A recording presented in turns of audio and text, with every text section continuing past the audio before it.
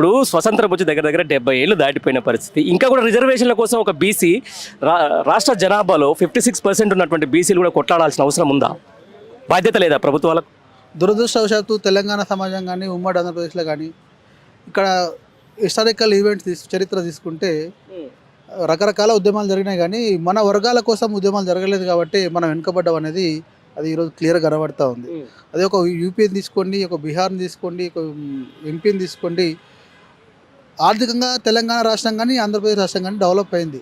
కానీ సామాజికంగా మన వాళ్ళు ఓవర్ స్మార్ట్, మనమైతే మనకంటే తెలియకలు ఓవర్ లేరు అనుకుంటారు కాబట్టి ఆడ 500,000 రూపాయలు కనబడతాయి, కానీ 5 ఏళ్ళు మనం వాళ్ళ కాడ జీతంగా ఉంటాం, వాళ్ళని అడక తింటాం అనే విషయం వాళ్ళ కింద మనకు అనే ఆలోచన మన వాళ్ళకి రాదు. అక్కడ వాళ్ళు ఆత్మగౌరవంతో బతుకుతారు సమాజం.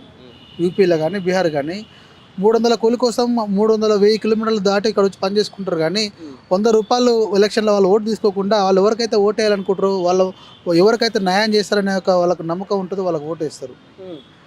ఆ యొక్క ధోరణి తెలంగాణ రాష్ట్రంలో ఇప్పుడిప్పుడే మారుతూ ఉంది కాబట్టి ఫ్యూచర్లో ఖచ్చితంగా మన రాజ్యం వస్తుందనే నమ్మకం అయితే మాలాంటి వాళ్ళకైతే ఉన్నది.